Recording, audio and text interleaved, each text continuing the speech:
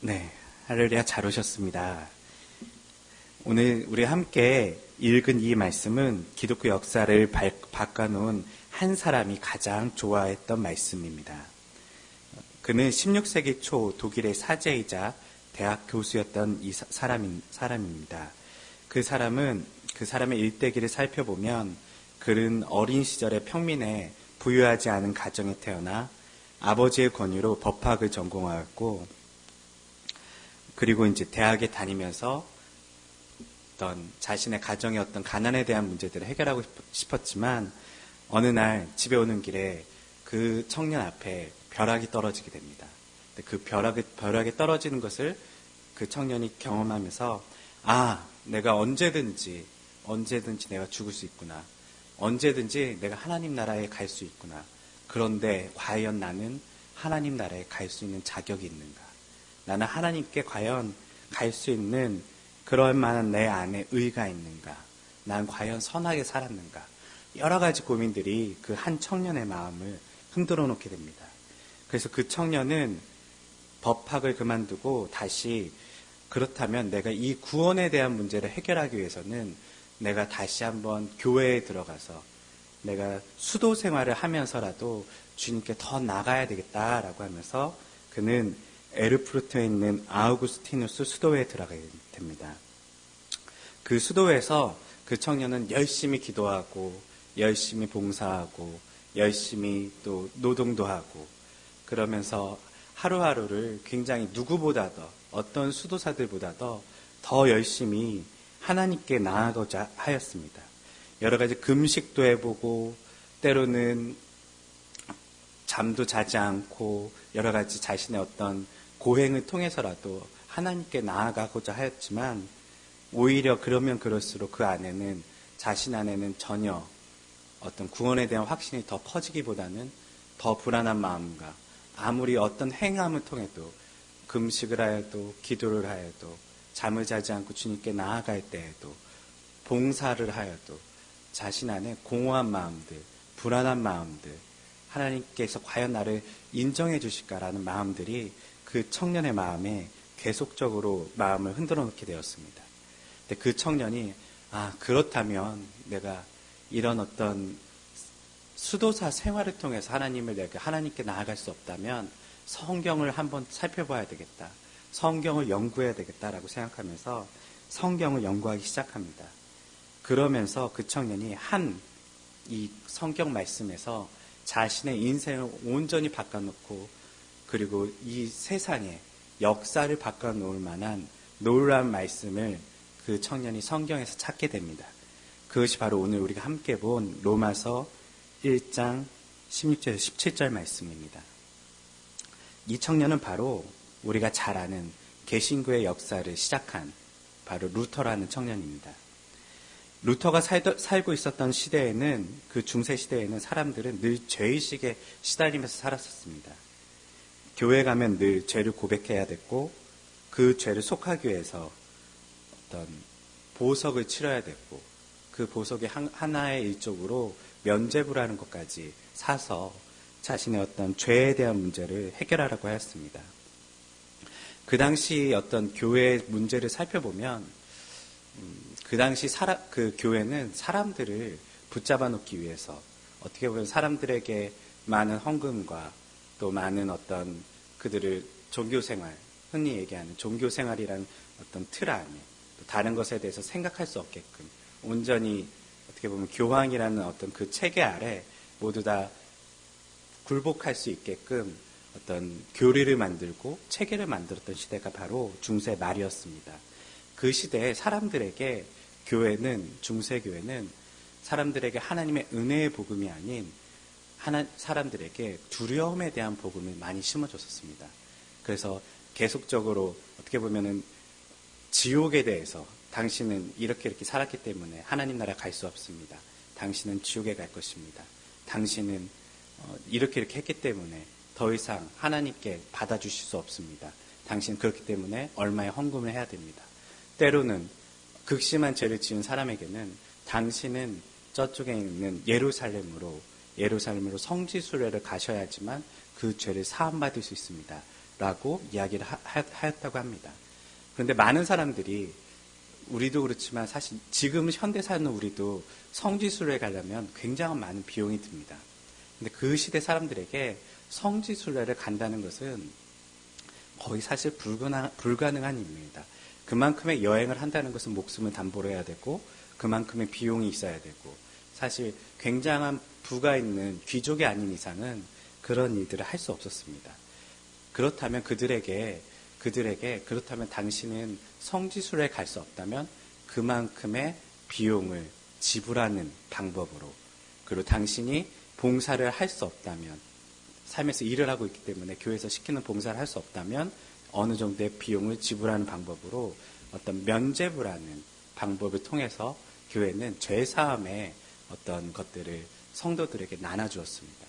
그 중세 말에 어느 정도 그런 것들이 심각했냐면 교황이 이제 어떤 교회들을 자신의 어떤 부를 늘리고 자신의 권력을 더 늘리기 위해서 중세말 교황은 사람들에게 자신의 죄뿐만 아니라 죽은 사람의 죄까지도 사할 수 있는 면죄부를 발행했다고 합니다. 즉 무슨 말이냐면 어떤 사람에게 일평생에 당신의 죄를 사할 수 있는 면죄부를 팔았다고 합시다.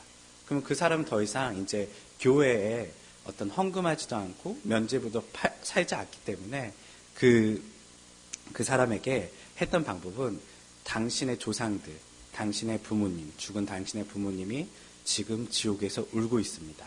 그렇기 때문에 자녀인 당신이 부모님을 위해서 면죄부를 산다면, 죽은 부모님을 위해서 면죄부를 산다면 그 부모님은 지옥에서 다시 천국으로 옮겨질 수 있습니다. 라고 할 만큼 정말 지금 우리가 들으면 말도 안 되는 복음이 그 시대의 사람들에게 구원이라고 선포되었고 구원이라고 사람들한테 알려주면서 그런 어떤 사람들을 얽매이고 괴롭혔던 시대가 바로 중세 말의 교회였습니다. 그때 루터는 바로 오늘 우리가 읽었던 로마서 1장 17절 말씀을 가지고 그 시대를 깨우기 시작합니다. 그리고 그 시대를 깨울 뿐만 아니라 루터는 다시 한번 어떻게 보면 이 말씀을 통하여 우리가 살고 있는 시대도 깨우기 원한다고 저는 그렇게 믿고 지금 소망하고 있습니다. 함께 우리가 이 말씀을 함께 주의하면서 함께 살펴보도록 합시다.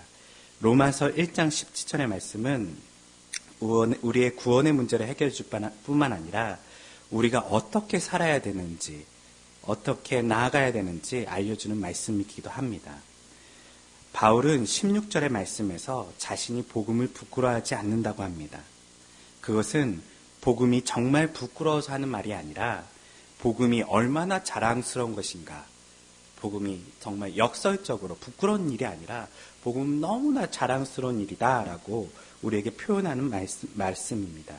왜냐하면 그 복음은 유대인뿐만 아니라 그리고 이방인을 대표하는 헬라 사람들까지도, 즉 모든 사람에게 구원을 주시는 하나님의 능력이 되기 때문에 그 복음이 부끄럽지 않고 나는 자랑스럽다라고 바울은 이야기합니다.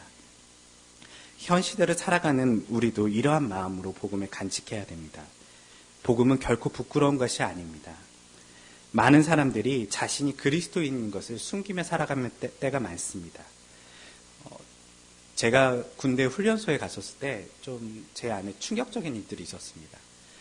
저는 이제 어떻게 보면 모태신앙으로 교회 안에서 또 제 주변에 다 믿는 사람들이었고 그런 삶 가운데 생활하고 있다가 어떤 군대 훈련소에 갔는데 그 훈련소에서 이제 주일날 교회를 가기 위해서 그 기독교인 숫자를 파악을 하더라고요.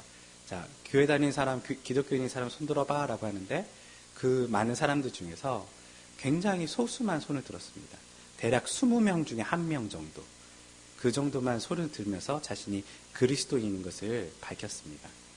근데 우리가 알다시피 현재 대한민국의 기독교 인구는 20%, 25%, 30%라고 얘기하지만 실제로 삶에 나가서 사람들에게 당신이 그리스도인입니까? 라고 물어본다면 그렇게 많지는 않은 것 같습니다.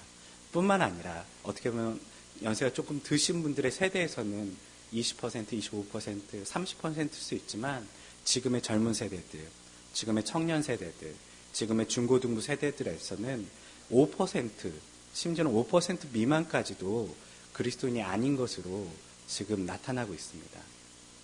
선교학에서는 5% 미만의 어떤 한 나라의 크리스찬 비율이 5% 미만인 나라를, 3%에서 5% 미만인 나라를 미전도 종족이라고 얘기합니다.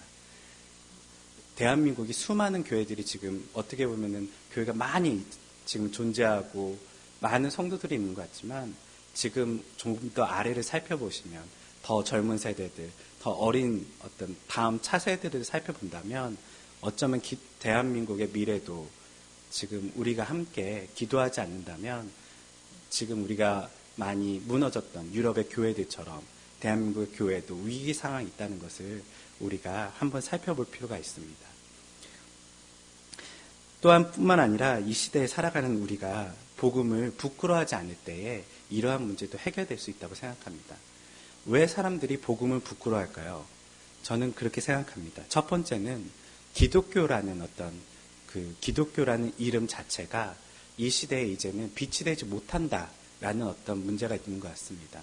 그래서 기독교인, 옛날에는 기독교인입니다. 과거에는 나는 교회 다닙니다라고 하면 그 사람에 대한 이미지는 저 사람은 참 정직한 분, 저 사람은 참 젠틀한 분, 저 사람은 정말 법 없어도 사는 분, 이런 사람들이 바로 기독교인이었습니다. 그러나 현대에 기독교인입니다라고 하면 세상 사람들이 가지고 있는 이미지는 이기적이고 독선적이고 다른 사람의 이야기는 듣지 않고 자신의 이야기만 하는 어떤 사람들로, 굉장히 자신의 집단의 이익만 추구하는 사람들로 사람들은 기독교에 대한 이미지를 가지고 있습니다. 이런 어떤 이미지를 우리가 벗어나지 못한다면 우리는 복음을 자랑스럽게 여기는 것이 쉽지 않을 수 있습니다. 그렇기 때문에 정말 중요한 것은 우리가 그리스도인답게 살 때에 정말 복음이 우리에게 자랑스러울 뿐만 아니라 우리의 밑에 있는 차세대들까지도, 다음 세대들까지도 그 복음을 자랑스러워하면서 살 수 있다는 것을 기억해야 될 것입니다. 특별히 이곳에 나온 부모님 세대들에게 제가 부탁드리는 것은 가정에서 여러분들이 본이 되셔야 됩니다.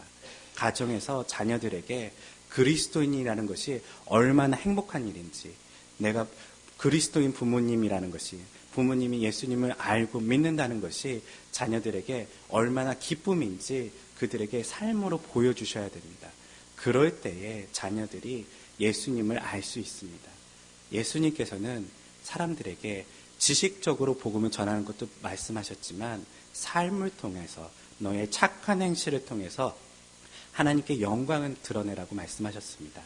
우리가 정말 삶에서, 우리의 삶을 통해서 주님을 드러낼 때에 정말 그것이 바울이 고백했던 것처럼 내가 복음을 부끄러워하지 아니하노니라는 그 말씀을 우리도 삶에서 스스로 할 수 있는 그런 우리가 되시기를 주님의 이름으로 소망합니다. 17절 말씀을 함께 더 봅시다. 이제 이 17절 말씀은 로마서 전체의 맥을 나타내는 단어가 등장하게 됩니다. 그것은 바로 하나님의 의라는 단어입니다. 하나님의 의라는 단어는 로마서를 이해하는 데 가장 중요한 단어입니다. 이 말씀을 이해하기 위해서는 이 말씀과 가장 씨름을 하였던 바로 루터의 해석을 우리가 좀 살펴볼 필요가 있습니다. 루터의 말에 의하면 의에는 두 가지 측면이 있다고 합니다. 첫 번째 의는 외래적 의, 즉 밖에서 안으로 스며들어오는 의, 밖에서 자신에게 들어오는 그런 의를 바로 외래적 의라고 합니다. 그 의는 자신의 것이 아닌 다른 분의 의가 나에게 들어오는 의입니다. 고린도전서 1장 30절에 보면 너희는 하나님으로부터 나서 그리스도 예수 안에 있고 예수는 하나님으로부터 나와서 우리에게 지혜와 의로움과 거룩함과 구원함이 되셨으니 라고 말씀하고 있습니다. 즉 외래적 의는 그리스도의 의를 이야기하고 있습니다. 우리 안에 있는 어떤 의가 아닌 밖에서 우리 안에 들어온 바로 예수님의 그 의가 루터는 외래적 의라고 얘기하면서 그 의가 바로 하나님의 의라고 루터는 이야기하고 있습니다. 이 하나님의 의는 우리가 예수 그리스도를 믿을 때에 우리 안에 들어와 우리 것이 되는 의입니다. 믿음으로 그리스도와 우리가 연합하였기에 이제 그리스도의 의, 즉 하나님의 의가 우리의 의가 되는 것입니다. 이것을 다른 말로 하면 예수 그리스도께서 가진 모든 것이 우리의 것이 된다라고 말할 수 있는 것입니다. 이 하나님의 의의 특징에는 제한이 없습니다. 모든 죄를 한순간에 삼켜버리는 의입니다. 이 의로 인해 우리는 더 이상 죄인이 아닌 하나님 앞에서 의인이 되는 것입니다. 또한 이 의로 말미암아 우리는 정말 의로운 일을 할 수 있게 되는 근원이 되는 의입니다. 왜냐하면 이 의는 아담 안에서 잃어버린 원래의 의 대신에 주어진 의이기 때문입니다. 그래서 이 의로 회복된 사람은 원래 의가 수행했던 일을 똑같이 수행할 수 있을 뿐만 아니라 그보다 오히려 더 많은 일을 수행할 수 있다고 루터는 이야기하고 있습니다.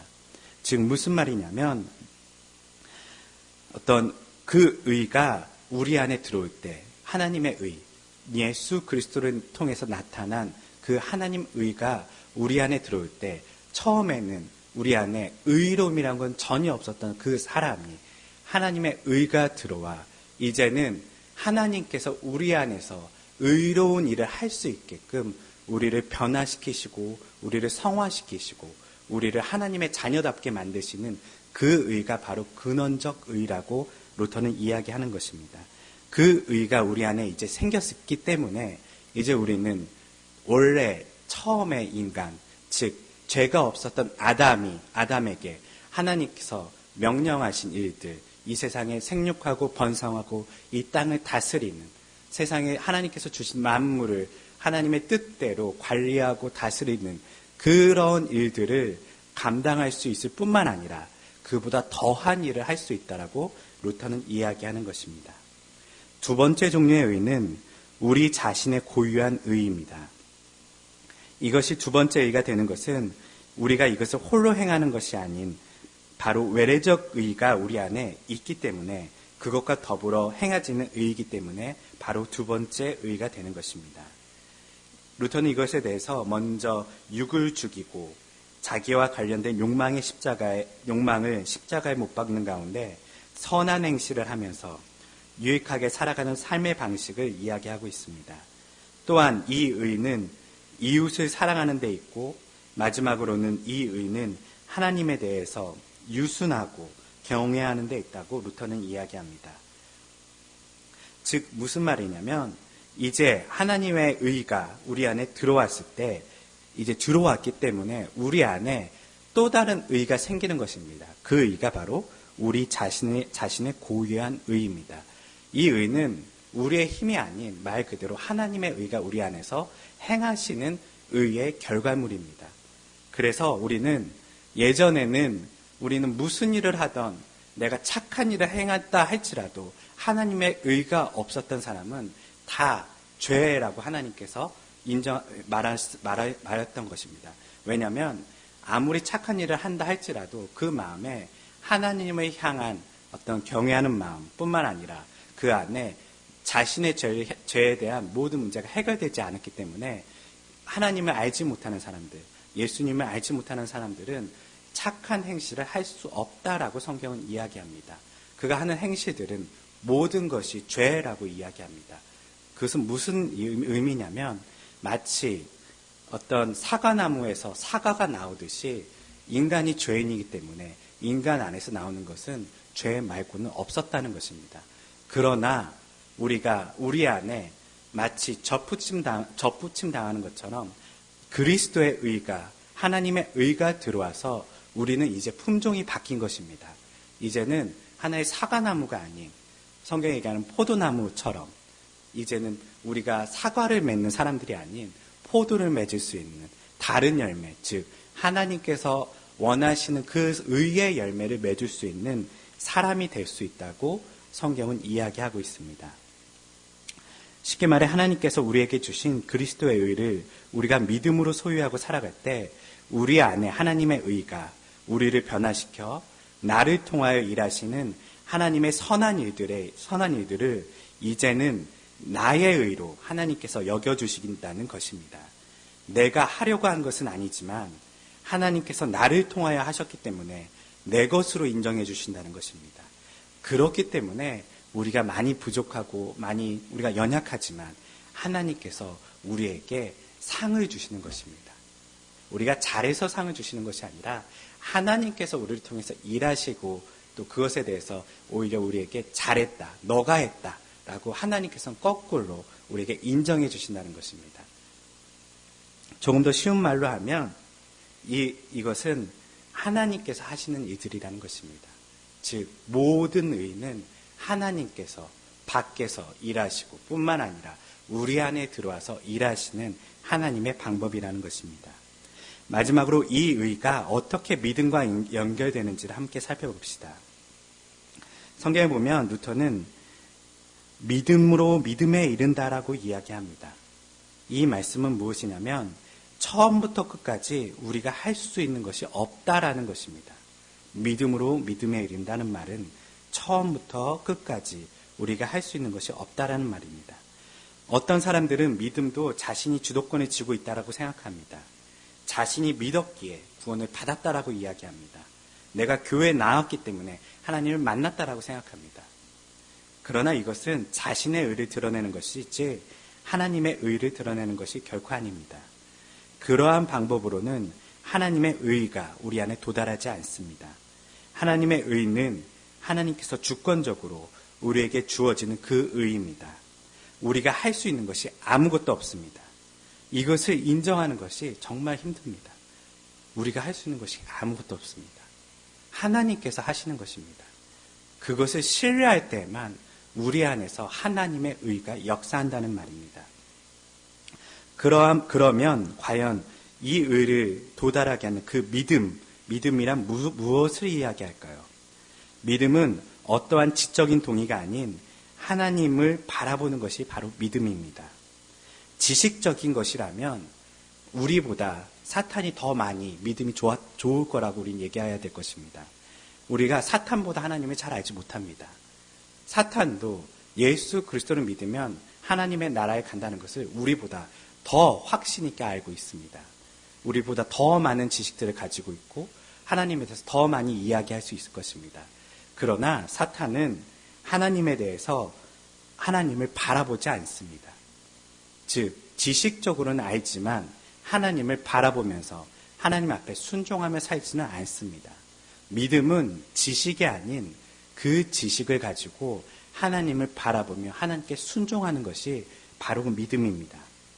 그래서 바울은 무슨 말을 하냐면 처음부터 끝까지 하나님을 바라보는 것, 그것이 바로 믿음으로 믿음에 이르는 것이라고 이야기하는 것입니다. 그것이 바로 의인이 사는 법입니다. 하나님이 이루신 그 놀라운 의를 바라보면서 오직 예수 그리스도의 그 의를 힘입어 교회에 처음 나왔을 때에도 그 힘으로 우리가 하나님의 자녀가 되고 이 땅에 살아가면서도 하나님의 의를 바라보며 살다가 마지막 이 땅을 떠날 때에도 여전히 하나님의 의를 힘입어 하나님께 가는 것이 바로 의인이 사는 법입니다. 오늘도 복음에 나타난 하나님의 의는 우리를 살게 합니다. 초심으로 돌아가는 말이 있듯이 오늘 예수 그리스도를 처음 믿은 것처럼 예수님을 바라보며 살아가십시오.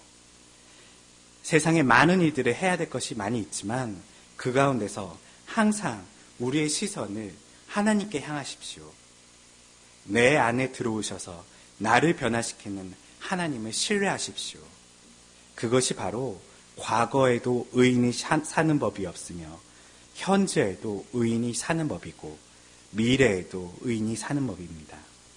기쁠 때에나 슬플 때에나 언제나 어디서나 하나님을 의지하면서 주님, 내가 오늘 주님을 바라봅니다. 내가 사람을 바라보지 않고 세상을 바라보지 않고 오늘 주님을 바라봅니다. 그러한 마음으로 하나님 한 분만을 바라보시면서 오늘도 의인으로 사시는 모든 성도님들이 되시기를 주님의 이름으로 소망합니다.